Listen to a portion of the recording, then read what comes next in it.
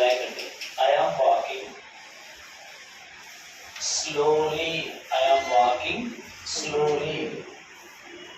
Walking verb, walking verb. ఈ verb విశేషణం ఎలా ఉన్నది? How it is slowly. ఇది వర్బ్. ఇది ఒకటి complete. The word which modifies the verb. Next another adverb. Next adjective. ఇంకా స్లోగా పోతున్నాం అనుకోండి. I am walking very slowly.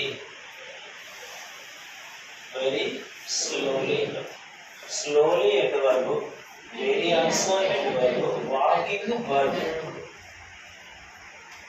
అంటే ఈ adverb ఇంకొక adverb యొక్క విశేషణం తెలుస్తుంది. దీని యొక్క విశేషణం ఈ వెరీ అనేది దేని యొక్క విశేషణము? స్లోలీ. ఇది ఎడ్వర్బే. ఇది ఎడ్వర్బ్. ఈ ఎడ్వర్బ్ దీని యొక్క విశేషణం తెలియస్తుంది. అంటే టోటల్ గా ఇది డైరెక్ట్ ఉంటుంది, ఇది ఇండైరెక్ట్ ఉంటుంది. మీకు ఒక లాజికల్ చెప్తాను.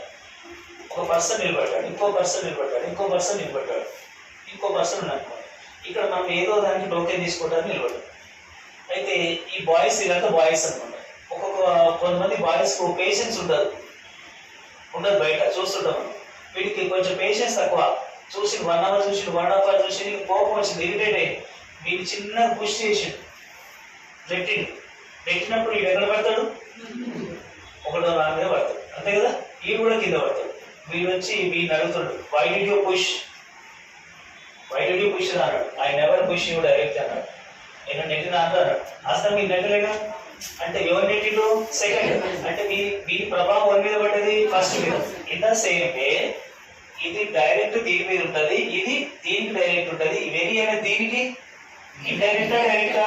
ఇండైరెక్ట్. టోటల్ ఈ రెండు అడ్వర్బ్ కూడా వర్బ్ యొక్క విశేషణాన్ని తెలుస్తుంది. She is very good. She is very good. Good adjective, very adverb. అంటే ఒక అడ్వర్బ్ అనేది ఎన్ని విధాలుగా చేస్తుంది? 3 types. ఒకటి verb, next another adverb, next adjective. 3 విధాలుగా చేస్తుంటారు అన్నమాట.